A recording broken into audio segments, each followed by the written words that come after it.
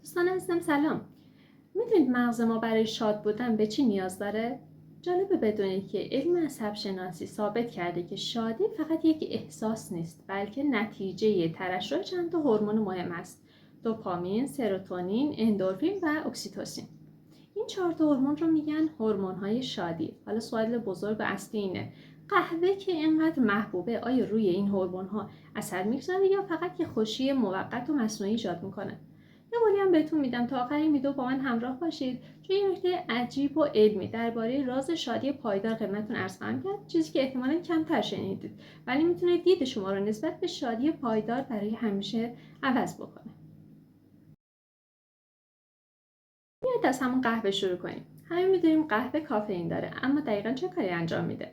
کافئین میاد و جلوی گیرنده های آدنوسین رو میبنده. آدنوسین همون ماده‌ایه که وقتی زیاد بشه حس خستگی بهمون دست میده. وقتی قهوه این گیرنده ها رو بلوک میکنه، مغز فکر میکنه که خسته نیست. در نتیجه سطح دوپامین و نورآدرنالین بالا میره، حس سرحالی و شادی لحظه‌ای پیدا میکنیم. اما این شادی یه مشکلی داره، خیلی موقته. مثل اینه که چراغ بنزین ماشین روشن بشه و شما فقط چراغش رو خاموش کنید در حالی که باک اصلی خالیه. اما برای همین بعد از چند ساعت افت انرژی، بی‌حوصلگی و یا حتی اضطراب سراغمون میاد. اجازه بدید قهوه رو با شادی آورهای دیگه مقایسه بکنیم.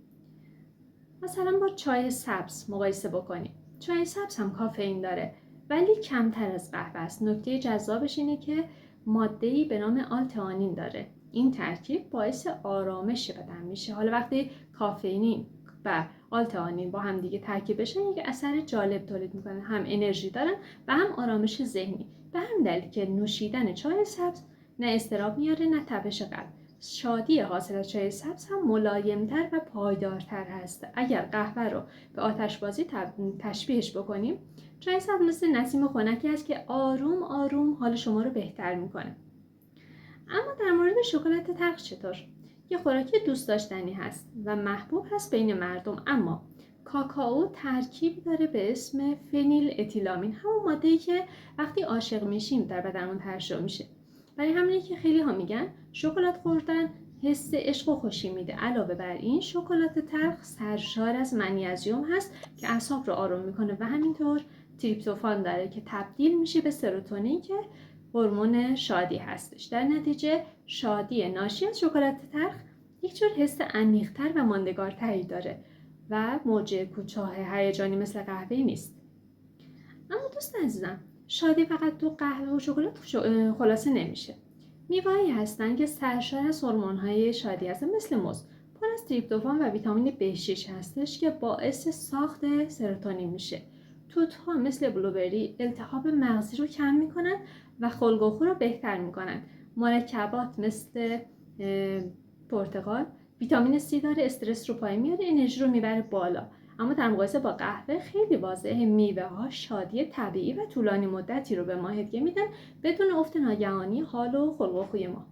اما برسیم به ادویه های شادی آور. بله، حتی ادویه هایی که توی غذا استفاده میکنین هم میتونه حال ما رو خوب بکنه و عوض بکنه، مثل زردچوبه. میدونید زردچوبه ماده‌ای به اسم کورکومین داره که باعث افزایش سروتونین و دوپامین بدن میشه. هورمون‌های شادی هستن، حالت سرخوشی به ما میده. دارچین هم همینطوره، با تعادل قند خون جلوی تغییرات خلق و خو رو میگیره. اما زعفران چطور؟ تحقیقات نشون داره در بهبود افسردگی خفیف به اندازه بعضی داروها حتی موثر هست و نباید در رژیم غذایی ازش غافل بشیم. اینها شادی‌های عمیق و علمی ایجاد میکنن، نه فقط تحریک لحظه‌ای و موقت مثل قهوه. بیاید یکم از خوراکی‌ها فاصله بگیریم. خیلی وقتا شادی واقعی از چیزهای ساده میاد که توی یخچال یا فنجون پیدا نمیشن، مثل نور خورشید که باعث تولید ویتامین دی میشه که مستقیما روی سروتونین ما اثر میگذاره، مثل ورزش که اندورفین ترشح میشه و هورمونی که بهش میگن مسکن طبیعی شادی آور هست با ورزش به وجود میاد. خندیدن باعث ترشح دوپامین و کاهش هورمون استرس یا کورتیزول میشه. بغل کردن عزیزانتون باعث آزاد شدن اکسیتوسین میشه، همون هورمون عشق و اعتماد. اینها نه فقط شادی لحظه‌ای بلکه آرامش عمیق‌تر و پایدارتری رو به شما هدیه میدن. اما برسیم به همون نکته‌ای که قولش رو دادم. اما قبل از اون ازتون درخواست میکنم که لایک و سابسکرایب بکنید. اگه براتون مطلب مفید آموزنده داشته کلمه مفید رو برام کامنت بکنید. مجله نوروساینس تحقیقاتی انجام شده که شادی پایدار فقط به دوپامین یا سروتونین وابسته نیست، بلکه به چیزی به اسم انعطاف پذیری عصبی یا نوروپلاستیسیتی مربوط است. یعنی چی؟ یعنی هر بار که ما یک کار مثبتی رو تکرار میکنیم، مثل لبخند زدن، مثل قدردانی کردن، ورزش کردن و یا خوردن غذاهای سالم، مسیرهای عصبی جدیدی در مغز ما ساخته میشه و این مسیرها مثل جاده هایی میشن که مغز راحت در توشون حرکت میکنه. نتیجهش میشه این شادی پایدار و ماندگار و عمیق. پس قهوه شاید لحظه‌ای حال شما رو خوب بکنه، اما اگر میخواید واقعا شاد بمونید و ماندگار باشه، باید روی ساخت عادتهای مثبتتون تمرکز داشته باشید. و اما جنبندی نهایی. پس دوستان، جواب سوال اول، آیا قهوه شادی میاره؟ بله، ولی فقط یه شادی کوتاه موقت. در مقابل چای سبز، شکلات تلخ، میوه ها، ادویه ها، نور خورشید، ورزش و حتی یک لبخند ساده شادی عمیق‌تر و ماندگارتری ایجاد میکنه. قهوه مثل آتش‌بازی پرهیجان و سریع، اما شادی واقعی مثل طلوع خورشید، آروم و پایدار و تکرار شدنی. حالا از شما میپرسم، برای خوشحال کردن خودتون بیشتر سراغ چی میرید؟ قهوه، شکلات یا پیاده روی زیر آفتاب، یا شاید بغل کردن یکی از عزیزانتون؟